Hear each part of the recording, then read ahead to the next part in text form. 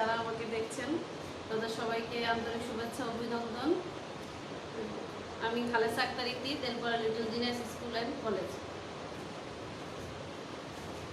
কেমন আছো শিক্ষার্থী বন্ধুরা? আশা করি সবাই ভালো আছো। আমি আল্লাহর রহমতে ভালো আছি। পৃথিবী সৃষ্টির পর থেকে আল্লাহ তাআলা আমাদের সবাইকে আশরাফুল মাখলুকাত অর্থাৎ সৃষ্টির সেরা জীব হিসেবে তৈরি করেছেন। আল্লাহর কাছে মানুষের মধ্যে কোনো ভেদাভেদ না থাকলেও আমরা মানুষরা আমাদের নিজেদের মধ্যে একটা ভেদাভেদ সৃষ্টি করি। এই ভেদাভেদ সৃষ্টিটাকে কবি বিদ্রুপ করে অর্থাৎ রাগান্বিত হয়ে এই ভেদাভেদ করা যাবে না, মানুষে কোনো ভেদাভেদ বৈষম্য থাকবে না, তার সমতা করার জন্য কবি কাজী নজরুল ইসলাম এমন একটি কবিতা রচনা করেছেন যে কবিতা হচ্ছে মানুষ কবিতা। তার মানুষ কবিতাটি কবি তার নিজের মধ্যে করে এভাবেই তৈরি করেছেন যে মানুষের মধ্যে কোনো ভেদাভেদ থাকবে না। আর মানুষ সবার সৃষ্টি, একমাত্র আল্লাহ তাআলার সৃষ্টি, সব মানুষকেই আল্লাহ তাআলা সৃষ্টি করেছেন। মানুষের মধ্যে কোনো ভেদাভেদ আল্লাহ তৈরি করেননি, কিন্তু মানুষের মধ্যে ভেদাভেদ তৈরি করবে এত বড় সাহস কার? এই কথাটাকেই কাজী নজরুল ইসলাম খুব সুন্দরভাবে গুছিয়ে তার একটি কবিতা রচনা করেছেন। আজকে আমরা সেই কবিতাটা পড়ব। নবম শ্রেণীর মানুষ কবিতা, লিখেছেন আমাদের জাতীয় কবি কাজী নজরুল ইসলাম। কবিতাতে যাওয়ার পূর্বে আমরা প্রথমেই কাজী নজরুল ইসলামের পরিচিতি সম্পর্কে একটু করে নিব। কাজী নজরুল ইসলাম 11ই জ্যৈষ্ঠ 1306 সালে 24শে মে 1899 সালে ভারতের পশ্চিমবঙ্গের বর্ধমান জেলার আসানসোল মহকুমা চুরুলিয়া গ্রামে জন্মগ্রহণ করে। আমরা ছোট থেকেই জানি কবি কাজী নজরুল ইসলাম হচ্ছে আমাদের জাতীয় কবি। তার জীবন সম্পর্কে আমরা মোটামুটি অনেকেই কিছু না কিছু জানি। তো তার জন্ম হচ্ছে 24শে মে 1899। এই একই সালে 1899 সালে আরেকজন বিখ্যাত কবি জন্মগ্রহণ করেছেন, তিনি হচ্ছেন কবি জীবনানন্দ দাশ। তো অনেক সময় অনেক পরীক্ষায় আসে যে কোন দুইজন কবির একই সালে জন্মগ্রহণ করে, সেটা হচ্ছে কাজী নজরুল ইসলাম এবং কবি জীবনানন্দ দাশ 1899 সালে জন্মগ্রহণ করেন। এটা তোমরা একটু মনে রাখবে। ছেলেবেলায় তিনি লেটো গানের দলে যোগ দেন। পরে বর্ধমান ও ময়মনসিংহের ত্রিশাল থানা দরিরামপুর হাই স্কুলে লেখাপড়া করেন। 1917 সালে তিনি সেনাবাহিনী বাঙালি পল্টনে যোগ দিয়ে করাচি যান। সেখানে তার সাহিত্য জীবনের সূচনা করে। তার মানে তার সাহিত্য জীবনটার শুরুই হয় হচ্ছে করাচিতে। তার লেখা তিনি সামাজিক অবিচার ও পরাধীনতার বিরুদ্ধে সোচ্চার ছিলেন। তিনি যখনই যে কাব্যগ্রন্থ বা গল্প লিখতেন সেটার মধ্যে ছিল বিরোধিতা। তার মানে হচ্ছে অবিচার এবং অন্যায়ের বিরুদ্ধে তিনি সবসময় প্রতিবাদ করে গেছেন এবং পরাধীনতার বিরুদ্ধে তিনি সবসময় সোচ্চার ছিলেন। এই জন্য তার নাম দেয়া হয় বিদ্রোহী কবি, অর্থাৎ তাকে একটা উপাধি দেওয়া হয় যার নাম হচ্ছে বিদ্রোহী কবি। তিনি বিদ্রোহ করেন এবং অবিচার পরাধীনতার বিরুদ্ধে সোচ্চার ছিলেন বলে তাকে বিদ্রোহী কবি উপাধি দেওয়া হয়। তাছাড়া আমরা জানি তার আরেকটা উপাধি আছে, তিনি হচ্ছে কাজী নজরুল ইসলাম আমাদের জাতীয় কবি। বাংলা সাহিত্যের জগতে তার আবির্ভাব এক নতুন দিগন্তর উন্মোচন করে। তার কবিতা, নাটক, উপন্যাস, ছোট গল্প তিনি অনেক কিছু লিখেছেন। এর মধ্যে আমরা কাব্যগ্রন্থগুলো দেখতে পাচ্ছি যে কাব্যগ্রন্থ উল্লেখযোগ্য কাব্যগ্রন্থ অগ্নিবীণা, বিষের বাসী, ছায়ানট, প্রলয় শিখা, চক্রবাক, সিন্ধু হিন্দুল এবং সাম্যবাদী কাব্যগ্রন্থ থেকেই আমরা আজকে যে কবিতাটি পড়ব মানুষ কবিতা, সেই মানুষ কবিতাটি সাম্যবাদ কাব্যগ্রন্থ থেকে নেওয়া হয়েছে। উপন্যাস তিনি রচনা করেছেন। উপন্যাস হচ্ছে ব্যথার দান, রিক্তের বেদন, শিউলিমালা, মৃত্যু ক্ষুধা এবং কুহেলিকা। এছাড়া তিনি প্রবন্ধ রচনা করেন যুগবাণী, দুর্দিনের যাত্রী ও রাজমন্দির জবানবন্দি। তিনি 40 বছর বয়সে এক দুরারোগ্য রোগে আক্রান্ত হয়ে বাকশক্তি হারিয়ে ফেলেন। তার মানে তার একটা রোগের কারণে তিনি কথা বলতে পারতেন না, বাকশক্তি হারিয়ে ফেলেন। বাংলাদেশ প্রতিষ্ঠার পর অসুস্থ কবিকে ঢাকা আনা হয় এবং তাকে বাংলাদেশের নাগরিকত্ব প্রদান করা হয়। তাকে স্বাধীন বাংলাদেশের জাতীয় কবির মর্যাদায় ভূষিত করা হয়। তার অসাধারণ সাহিত্য কীর্তির জন্য ঢাকা বিশ্ববিদ্যালয়ের সম্মানসূচক ডিলিট উপাধি তাকে মর্যাদা দেওয়া হয়। তার মানে একটা সম্মানসূচক উপাধি, তার হচ্ছে পুরস্কার দেওয়া হয়, সেটা হচ্ছে ডিলিট উপাধি, একটা উপাধি দেওয়া হয়। তার কাব্যগ্রন্থগুলো তো আমরা আগেই পড়েছি। তিনি 19 আগস্ট 1976 সালে ঢাকায় শেষ নিঃশ্বাস ত্যাগ করেন। ঢাকা বিশ্ববিদ্যালয়ের মসজিদ সংলগ্ন প্রাঙ্গণে তাকে পরিপূর্ণ রাষ্ট্রীয় মর্যাদায় সমাহিত করা হয়। আমরা কবি পরিচিতি সম্পর্কে জানলাম। এখন আমরা কবি কাজী নজরুল ইসলামের মানুষ কবিতাটি সম্পর্কে জানব।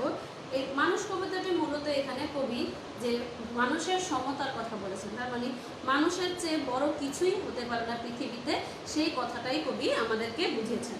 এবং মানুষ কবিতাটি কাজী নজরুল ইসলামের সাম্যবাদী কাব্যগ্রন্থ থেকে নেওয়া হয়েছে। এই কবিতার মধ্যে পৃথিবীতে নানা গোত্র নানা বর্ণ মানুষ সৃষ্টি করেছে আল্লাহ তাআলা, কিন্তু তিনি কাউকে কখনো কোনো পৃথকভাবে মূল্যায়ন করেনি, সবাইকে সমান্তরালভাবে মূল্যায়ন করেছেন। কিন্তু আমরা মানুষ হয়ে, তার সৃষ্টি হয়ে মানুষের ভেদাভেদ সৃষ্টি করি এবং মানুষকে অবমূল্যায়ন করি, অমানবিক আচরণ করি। সেই অমানবিক আচরণটা যাতে আমরা না করি, এই জন্য কবি কাজী নজরুল ইসলাম এই মানুষ কবিতাটি রচনা করেছেন। আমরা এখন পড়ার মধ্যে চলে যাই। তো যাদের কাছে বই আছে তারা অবশ্যই বইটা ধরবে এবং আমি প্রত্যেকটা লাইন পড়ে ব্যাখ্যা করার চেষ্টা করব। মানুষ লিখেছেন কাজী নজরুল ইসলাম। মানুষের চেয়ে বড় কিছু গাহি সাম্যের গান, মানুষের চেয়ে বড় কিছু নাই, নহে কিছু মহিয়া। যে কবি কিসের গান গাবে? কবি সাম্যের গান গাবে। সাম্য হচ্ছে সমতা, সমান্তর, সবার মধ্যে কোনো ভেদাভেদ থাকবে না, সবাই হচ্ছে সৃষ্টির সেরা জীব, সবাইকে আল্লাহ তাআলা মানুষ হিসেবে সৃষ্টি করেছেন, সবাই হচ্ছে মানুষের কাছে সমান। সেই সমান সাম্যের গান গাবে, সমতার গান গাবে কবি। এবং মানুষের চেয়ে কোনো কিছুই এই পৃথিবীতে বড় নয় এবং কোনো কিছুই মহিয়ান নয়। মহিয়ান হচ্ছে অতি মহান কোনো কিছুই নয় মানুষ ছাড়া। এই কবিতায় কাজী নজরুল ইসলাম এই কথাটি বলেছেন যে তিনি সাম্যের গান গাবে, তিনি সমতার গান গাবে এবং তিনি বলেছেন যে এই পৃথিবীতে বা মানুষের চেয়ে বড় কিছুই হতে পারে না এবং কোনো কিছুই মহিয়ান হতে পারে না। নাই দেশ কাল পাত্রের ভেদ, অভেদ ধর্ম জাতি, সব দেশে সব কালে ঘরে ঘরে তিনি মানুষের জ্ঞাতি। যে দেশ কাল পাত্রের কোনো ভেদ নেই, কোনো মানুষের মধ্যে কোনো ভেদাভেদ থাকবে না, কোনো ধর্মভেদ থাকবে না। আমরা এখন কি করি? মানুষদেরকে তাদের ধর্ম দিয়ে মূল্যায়ন করি, অর্থাৎ কে ধর্ম হিন্দু, কে বৌদ্ধ, কে খ্রিস্টান, কে মুসলমান, তার ধর্ম দিয়ে তাকে আমরা অবমূল্যায়ন করি। এই অবমূল্যায়নটা করা যাবে না। মানুষকে মূল্যায়ন করতে হবে যে সে প্রকৃত মানুষ এবং তার প্রধান পরিচয় হচ্ছে সে মানুষ, তাকে এই মানুষ হিসেবেই তাকে মূল্যায়ন করতে হবে। সব দেশে সব কালে ঘরে ঘরে তিনি মানুষের জ্ঞাতি। এই জ্ঞাতি বলতে কি বোঝানো হয়েছে? এই জ্ঞাতি হচ্ছে স্রষ্টা, যে আমাদেরকে সৃষ্টি করেছেন এবং তিনি প্রত্যেকটা ঘরের মধ্যেই বিরাজমান আছেন। প্রত্যেকটা ঘরের মধ্যে তিনি যেভাবে মানুষকে সৃষ্টি করেছেন ঠিক তেমনি প্রত্যেকটা ঘরের মধ্যে তিনি তার স্থান দখল করে আছেন। এই জন্য এখানে কি বলা হয়েছে যে এখানে কোনো মানুষে কোনো ভেদাভেদ করা যাবে না, কোনো মানুষ তাকে পার্থক্য করা যাবে না এবং মানুষ হচ্ছে সৃষ্টির সেরা জীব এবং মানুষ হচ্ছে অতি মহান এবং মহান তার গুণ, সেই গুণটাকে আমরা মূল্যায়ন করতে হবে এবং এই স্রষ্টার সৃষ্টিকে সেটা আমরা সম্মান করতে হবে বা আমরা সম্মান করি। তারপরে দেখো পূজারী দুয়ার খোলো, এখানে আমরা দুইটা ঘটনা পাবো। একটা হচ্ছে পুরোহিত বা হিন্দু ধর্মাবলম্বী, আর একজন হচ্ছে যে মুসলিম ধর্মাবলম্বী মোল্লা পুরোহিত। তো এখানে আমরা দুইটা ঘটনা কবি কাজী নজরুল ইসলাম খুব সুন্দরভাবে উপস্থাপন করেছেন যে ধর্মবিরোধী হিন্দুরা কিভাবে তাদের ধর্মকে আকৃষ্ট করে কিভাবে মানুষকে অবমূল্যায়ন করে এবং মোল্লারা কিভাবে তাদের ধর্মকে প্রধান করে মানুষকে অবমূল্যায়ন করে, সেই দুইটা কাহিনী আমরা পড়ব। ক্ষুধার ঠাকুর দাঁড়ায় দুয়ারে, পুজোর সময় হলো, স্বপন দেখিয়া আকুল পূজারী খুলিল ভজনালয়। যে পূজারী দুয়ার খুলো, এখানে পূজারীকে, যে পূজারী শব্দের অর্থ হচ্ছে যে পুরোহিত, যে মন্দিরে দেখাশোনা করে, ভজনালয় দেখাশোনা করে, সে হচ্ছে পূজারী। সেই পূজারীকে দুয়ার খোলার কথা বলছে, তার মানে ভজনালয়ের দরজা খোলার কথা বলছে। ক্ষুধার ঠাকুর দাঁড়ায় দুয়ারে, পূজার সময় হলো। যে ক্ষুধার ঠাকুর এখানে বলতে বোঝা হচ্ছে একজন নারায়ণ, আমরা যেটা হিন্দুদেরকে বলা হয় যে নারায়ণ ক্ষুধার ঠাকুর, যে ক্ষুধার দেবতা।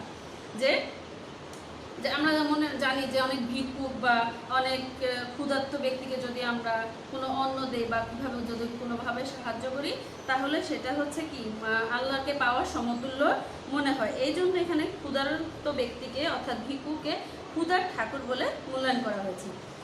স্বপন দেখিয়া আকুল পূজারী খুলিল ভজনালয়, দেবতার বরে আজ রাজা টাজা হয়ে যাবে নিশ্চয়।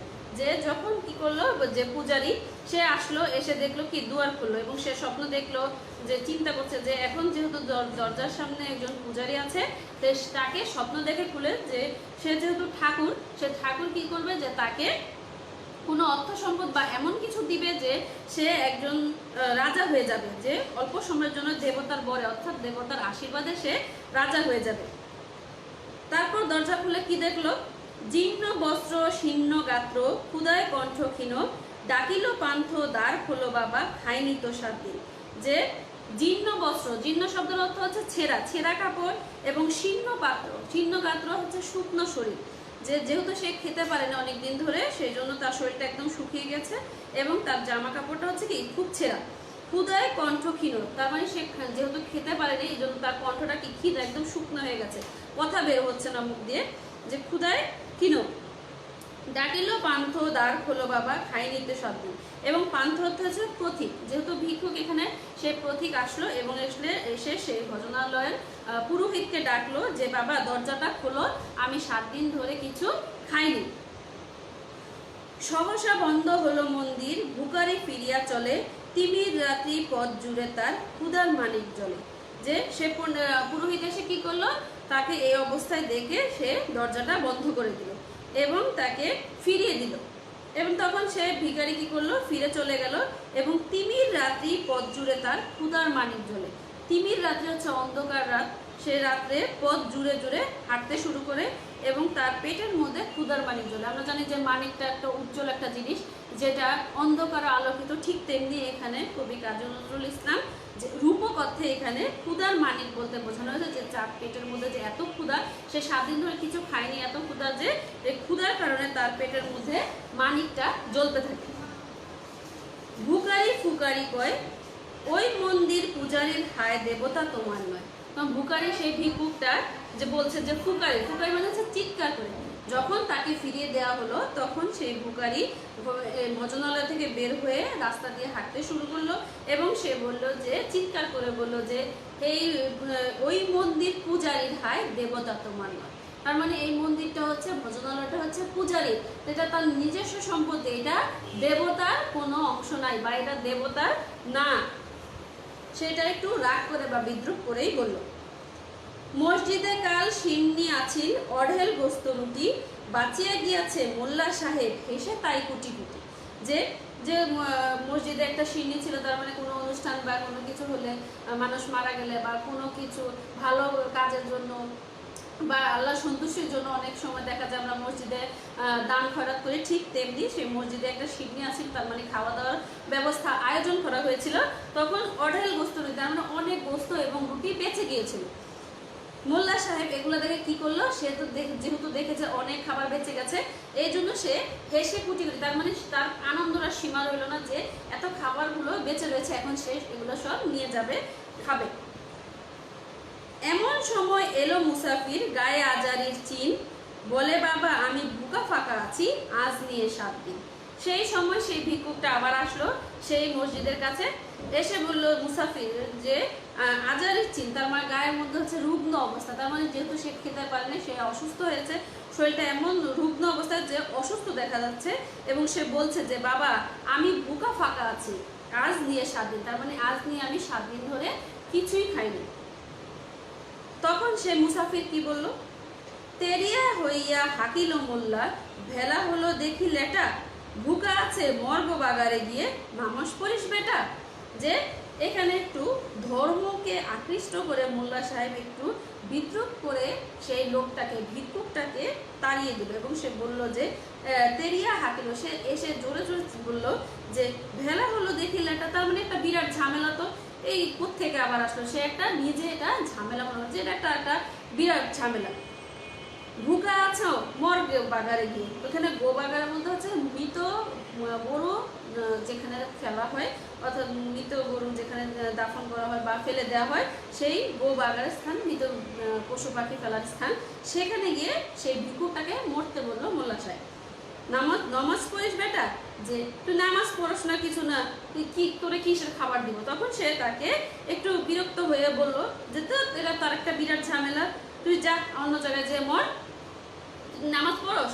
তখন সে ভিক্ষুক কি বলল, ভুকারি কহিল না বাবা। মোল্লা হাকিল তাহলে শালা সোজা পথ দে, গোস্ত রুটি নিয়ে মসজিদে দিল তালা। তখন যখন তাকে নামাজ পড়ার কথা বললো তখন সেই লোকটা বললো, ভিক্ষুকটা বললো যে না বাবা আমি নামাজ পড়িনি। তখন মোল্লা হাকিল, সে মোল্লা বলতো শালা তাহলে সোজা পথ দেখ, তার মানে এখানে তোর কোনো খাবার দাবার হবে না, তুই সোজা পথ দেখ, তার মানে এই স্থান থেকে তুই চলে যা, সোজা পথ দেখ। গোস্ত রুটি নিয়ে মসজিদে দিল তারা। তখন কি করলো, সে মোল্লাটা তার যে অঢেল গোস্ত রুটিগুলো ছিল সে ভিক্ষুককে না দিয়ে, কিছু না খাইয়ে তাকে আরো বিদ্রুপ পচা কথা বলে, বাজে কথা বলে তাকে তাড়িয়ে দিল। এবং এখানে একটা ধর্মের কথা বলেছে যে নামাজ পড়ে, তার মানে যদি নামাজ না পড়ে তাহলে তাকে কোনো ধর্ম দেওয়া হবে না। এই কারণে সেই ভিক্ষুক আবার একটু তার মন খারাপ করে এবং আল্লাহকে বা স্রষ্টাকে কল্পনা করে সে আবার অনেকগুলো কথা বলে, এগুলো আমরা পরবর্তী লাইনে জানবো। যে তখন শেখ মোল্লা শাহ কি করলো, তার গোস্ত রুটিগুলো নিয়ে সেই মসজিদটায় তালা দিয়ে দিল এবং সেই ভিক্ষুককে তাড়িয়ে দিল। তারপর ভিক্ষুক কি করলো, ভুকারি ফিরিয়া চলে চলিতে চলিতে বলে। তার মানে সে ভজনালয় থেকেও বিতাড়িত হলো এবং মসজিদ থেকেও বিতাড়িত হলো। তখন সে ভুকারি ফিরিয়া চলে, সে এখান থেকে পথ থেকে চলে যাচ্ছে এবং চলতে চলতে সে বলতে থাকে যে ৮০টা বছর কেটে গেল আমি ডাকিনি তোমায় প্রভু, আমার ক্ষুধার অন্নতা বলে বন্ধ করনি প্রভু। যে এই বৃদ্ধ লোকটি বা ভিক্ষুকের বয়স কত, ৮০টা বছর। সে ৮০টা বছর কেটে গেছে, কখনোই সে স্রষ্টাকে ডাকেনি, কখনোই সে প্রভুকে ডাকেনি, কখনো সে নামাজ পড়েনি, কখনো সে আল্লাহকে ডাকেনি। তারপরও তার ক্ষুধার অন্ন কিন্তু প্রভু বন্ধ করেনি। তার মানে দেখো, আমরা কত খারাপ কাজ করি, কত ভালো কাজ করি, অনেক রকম বেয়াদবি করি, এত করার পরে কিন্তু আল্লাহ তাআলা আমাদেরকে তার নিয়ামত থেকে, তার রিজিক থেকে আমাদের কিন্তু বঞ্চিত করেনি। কোনো না কোনোভাবে, কোনো না কোনো পথে কিন্তু আমরা খেতে পারছি। তো ঠিক তেমনি যে এই যে বৃদ্ধ লোকটা বা এই ভিক্ষুকটা ৮০ বছর কেটে গেছে, সে কখনো কোনো প্রভুকে ডাকেনি, কখনো আল্লাহকে স্মরণ করেনি, তারপরও কিন্তু আল্লাহ কখনো তার রিজিক বন্ধ করেনি, তার খাওয়া দাওয়া তার বন্ধ করেনি, তার অন্নটা বন্ধ করেনি। কিন্তু এই যে দুইজন ব্যক্তি যে ধর্মীয় বিশ্বাস নিয়ে, যে একজন হচ্ছে পূজারী, একজন হচ্ছে মোল্লা, তারা কি করলো, যে সেই ধর্মকে যাকে পুঁজিকে অবলম্বন করে সেই ভিক্ষুকটাকে তাড়িয়ে দিল। কিন্তু আল্লাহ কিন্তু তা চান না। আল্লাহ চান কি, যে মানুষ হচ্ছে সৃষ্টির সেরা জীব, মানুষের ভালোবাসতে হবে এবং মানুষকে কাছে টানতে হবে, তাদের বিপদে আপদে সাহায্য সহযোগিতা করতে হবে। তোমার সামর্থ্য অনুযায়ী তুমি যতটুকু পারবা তুমি তার থেকে সাহায্য করবা। কিন্তু এখানে এই যে দুজন ব্যক্তি এত উচ্চ পর্যায়ে থাকার কারণেও, ফলেও এবং তাদের কাছে থাকা খাবার দাবার থাকার ফলেও সে কিন্তু সেই ভিক্ষুককে কোনো খাবার দেয়নি। তখন সে একটু কণ্ঠে বলল যে ৮০টা বছর কেটে গেল আমি ডাকিনি তোমায় প্রভু, আমার ক্ষুধার অন্নতা বলে বন্ধ করনি প্রভু। তব মসজিদ মন্দিরে প্রভু নাই মানুষের দাবি, মোল্লা পুরুত লাগাইছে তার সকল দুয়ারে চাবি। তবে সে বললো, তাহলে কি এই মসজিদে মন্দিরে কোনো আল্লাহ তোমার স্রষ্টার কি কোনো দাবি নাই? এখানে কি সব মানুষেরই দাবি? যে এই মন্দির এবং মসজিদটা হচ্ছে কি মানুষের, এখানে কোনো ইসলামের কথা হয় না, কোনো ইসলামিক কাজ হয় না, এখানে কাজ হয় তাদের নিজেদের স্বার্থের কাজ, যে তারা নিজেদের স্বার্থটাকে বড় করে দেখে। তখন সে কাজী নজরুল ইসলাম বলল, দেখো, তিনজন ব্যক্তিকে তিনি আহ্বান করেছেন, যে কোথা চেঙ্গিস, গজনী মাহমুদ, কোথা কালাপাহাড়, ভেঙে ফেল ওই ভজনালয়ের যত তালা দেওয়া দাগ। তখন কাজী নজরুল ইসলাম এই যে তিনজন ব্যক্তিকে, চেঙ্গিস খান, গজনী মাহমুদ যে সুলতান, গজনী সুলতান মাহমুদ, আরেকটা হচ্ছে কালাপাহাড় হচ্ছে তার প্রকৃত নাম হচ্ছে রাজচন্দ্র বা রাজকৃষ্ণ অথবা রাজনারায়ণ। তিনি ব্রাহ্মণ ছিলেন, পরবর্তীতে তিনি ইসলাম ধর্ম গ্রহণ করেন এবং অনেক উপাসনালয় তিনি ধ্বংস করেন, তার মানে উপাসনালয় তিনি ভেঙে ফেলেন। তো এইগুলো হচ্ছে শক্তিশালী যোদ্ধা, চেঙ্গিস খান, গজনী মাহমুদ। এবং গজনী মাহমুদ 16 বার ভারতবর্ষ আক্রমণ করার পরে 17 বারের সময় তিনি জয়লাভ করেন। তাতে বোঝা যাচ্ছে যে তিনি খুব শক্তিশালী এবং তারা তিনজনই খুব শক্তিশালী ব্যক্তি এবং তিনজনই দেবালয় ধ্বংসের কাজ করেন। এই জন্য কাজী নজরুল ইসলাম সেই তিনজনকে আহ্বান করেছেন যে এই ভজনালয়, এই মসজিদ তালা যে দ্বারগুলো, দরজাগুলো, সেগুলো ভেঙে ফেলার জন্য, যে তারা এখন কোথায়। খোদার ঘরে কে কপাট লাগায়, কে দেয় সেখানে তালা, সব দ্বার এর খোলা রবেন চালা, হাতুড়ি শাবল চালা।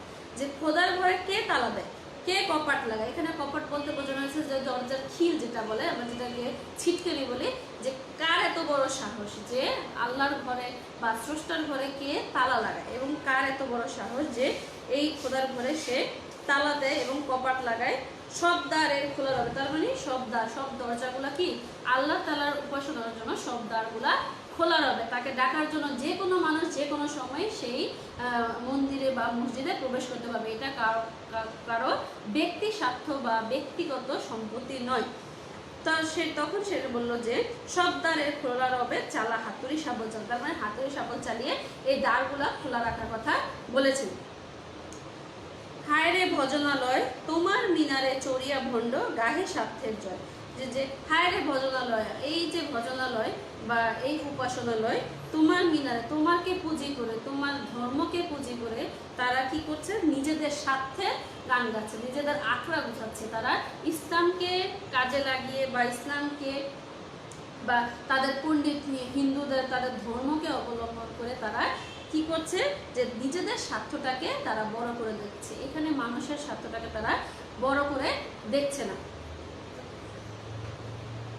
এ হচ্ছে কাজী নজরুল ইসলামের পুরো কবিতাটা। এখন এর মোট কথাটা আমি বলছি যে এখানে মূলত কাজী নজরুল ইসলাম কি করেছেন, যে মানুষের যে ভেদাভেদ, মানুষের যে পার্থক্য, মানুষের যে হানাহানি রক্তারক্তি, সেই রক্তারক্তি হানাহানির কথা বন্ধ করার কথা বলেছেন কবি কাজী নজরুল ইসলাম। তার মানে তিনি চেয়েছেন যে তা এর মধ্যে বা পৃথিবীতে আল্লাহ তাআলা যেভাবে মানুষকে সৃষ্টি করেছেন যাতে বৈষম্য নেই, ঠিক তেমনি মানুষের কোনো বৈষম্য বা কোনো অসমতা থাকবে না। সবাই সমান, সবাই আল্লাহর সৃষ্টি, সবাই একই স্রষ্টার সৃষ্টি, এই কথাটা আমাদের মনে রাখতে হবে। তারপর বলেছে যে এখানে যে কেউ যদি অন্য বস্ত্রহীন থাকে তাহলে তুমি তোমার সাধ্যমতো তাকে যাতে চেষ্টা করো, কারণ তার আসল পরিচয় হচ্ছে সে আশরাফুল মাখলুকাত অর্থাৎ সৃষ্টি সেরা জীব। তার প্রধান পরিচয়টা হচ্ছে সে একজন মানুষ হিসেবে মানুষকে মূল্যায়ন করাটা আমাদের শিখতে হবে, জানতে হবে। মানুষ হিসেবে মানুষকে অবমূল্যায়ন করাটা আমাদেরকে ধর্মেও নাই, আল্লাহ বলে নাই, এবং এখানে কাজী নজরুল ইসলামও সেই কথার বিদ্রুপ করে বলেছেন এবং সেই পরিপ্রেক্ষিতে বলেছেন যে মানুষে যদি আল্লাহ সৃষ্টি বা আল্লাহ তাআলা যদি কোনো পার্থক্য না করে থাকে তাহলে আমরা কেমন মানুষ, যে আমাদের কত বড় সাহস যে আমরা তাদের পার্থক্য করবো বা অসমতা করবো। তাই সেই জন্য মানুষের কোনো অসমতা করা যাবে না, সবাইকে সমানভাবে সমান চোখে দেখতে হবে। কে ধনী, কে গরিব, কে উঁচু, কে নিচু, সেই কথাটা পরবর্তীতে, কিন্তু প্রথমত তার পরিচয় হচ্ছে সে একজন মানুষ, সে আল্লাহর সৃষ্টি। এবং মানুষকে সে ধর্মাবলম্বী, একই ধর্ম হোক বা ধর্মের বাইরে হোক, তারপর তাকে অবমূল্যায়ন করা যাবে না। কেননা এখানে মূল কথাই হচ্ছে যে মানুষের যে বৈষম্যটা, সেই বৈষম্যটা যাতে আমরা না করি, এখানে কবি সেই আহ্বান করেছেন। এবং ধর্মকে যাতে আমরা পুঁজি করে মানুষকে মূল্যায়ন না করি, সেই কথাটাও কবি কাজী নজরুল ইসলাম বলেছেন। আশা করি তোমরা বুঝতে পেরেছো। আচ্ছা, এরপরে আমি তোমাদের দেখেছি যে বাড়ির কাজ, তোমরা যেহেতু বাসায় আছো, অনেকে বাড়ির কাজ করছো না পড়ছো, সে এই যে কবিতাটা পড়ানো হলো, কবিতার পরিপ্রেক্ষিতে আমি এখানে 5টা প্রশ্ন দিয়েছি, সেই 4টা প্রশ্ন দিয়েছি, সেই 4টা প্রশ্ন তোমরা একটু ভালো করে বাসায় করে নিবে। এখানে প্রথম প্রশ্নটা হচ্ছে যে কবি মানুষকে মহিয়ান বলেছেন কেন? তা আমরা জানি যে মহিয়ান শব্দের অর্থ হচ্ছে অতি মহান, যে আল্লাহ তাআলা মানুষকে সৃষ্টি করেছে মহান ব্যক্তি হিসেবে, তার পরবর্তীতে সে তার নিজের ভাগ্যকে কিভাবে তৈরি করবে সেটা তার ব্যাপার, যে মানুষকে তিনি মহিয়ান বলেছেন, তার মানে মহান করে বলেছেন যে সবচেয়ে সৃষ্টির মধ্যে সবচেয়ে মহান বা মহিয়ান হচ্ছে মানুষ। কবি তাই মানুষকে মহিয়ান বলেছেন, এবং কেন বলেছেন সেটা তোমরা লিখবে। 2 নম্বর হচ্ছে ওই মন্দির পূজারীর হায় দেবতা তোমার নয়। এখানে কবি কি বুঝিয়েছেন, যে ওই মন্দির বা ওই মসজিদটা হচ্ছে পূজারীর, দেবতা তোমার না। তার মানে হচ্ছে ব্যক্তি স্বার্থের কথা বলা হয়েছে, যে ওই মন্দিরকে পুঁজি করে তারা তাদের ব্যক্তি স্বার্থকে উন্মোচন করছে। এখানে কবি বলতে কি বুঝেছেন সেটা ব্যাখ্যা করবে। 3 নম্বর হচ্ছে কবি কাদের আহ্বান করেছেন এবং কেন। কবি কাদেরকে আহ্বান করেছেন? আমরা পড়েছি যে কবি 3 জন ব্যক্তিকে আহ্বান করেছেন। এর মধ্যে হচ্ছে চেঙ্গিস খান, গজনী মাহমুদ, আর একজন হচ্ছে কালাপাহাড়। তাদেরকে কেন আহ্বান করেছেন? যে ভজনালয়গুলো যেহেতু মানুষকে কোনো মূল্যায়ন করা হচ্ছে না, এর জন্য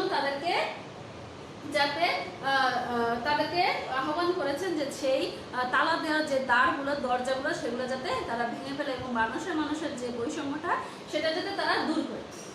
তারপর হচ্ছে 4 নাম্বার, আমার ক্ষুধার অন্নতা বলে বন্ধ করণী প্রভু, ব্যাখ্যা করো। আমার ক্ষুধার অন্যতম, তার মানে এখানে যে আমরা পড়েছিলাম যে একজন ব্যক্তি 80 বছর বয়সী, সেই ব্যক্তিটা কি হচ্ছে 80 বছর সে কখনো তার প্রভুকে ডাকেনি, কিন্তু তারপরেও কিন্তু আল্লাহ তার খাবার বা তার রিজিক বন্ধ করে নেই। এই কথাটাই তিনি ব্যাখ্যা করতে বলেছেন যে আমার ক্ষুধার অন্নতা বলে বন্ধ করেনি প্রভু, যে সে কখনোই আল্লাহকে ডাকে না, তারপরও তার খাবার কিন্তু সে আল্লাহ কখনোই বন্ধ করে না। এটা ব্যাখ্যা করবে। তারপর হচ্ছে তোমার মিনারে চড়িয়া ভণ্ড গাহে স্বার্থের জয়, যে ইসলামকে বা তাদের ধর্মকে পুঁজি করে তারা স্বার্থের গান গায়, নিজেদের আখড়াকে গুছাচ্ছে এবং তারা ভগবান বা ঈশ্বরকে তারা পুঁজি করছে এবং তারা সেই আল্লাহ বা ঈশ্বর বা মসজিদের মিনারে বসে, অর্থাৎ মসজিদকে বা ভজনালয়কে কেন্দ্র করে, সেই মন্দিরকে কেন্দ্র করে তারা নিজেদের স্বার্থটাকে বড় করে দেখছে এবং স্বার্থের গান গাচ্ছে। কবি এই কথাটাই বলেছেন এবং কেন বলেছেন সেটা বুঝে লিখবে।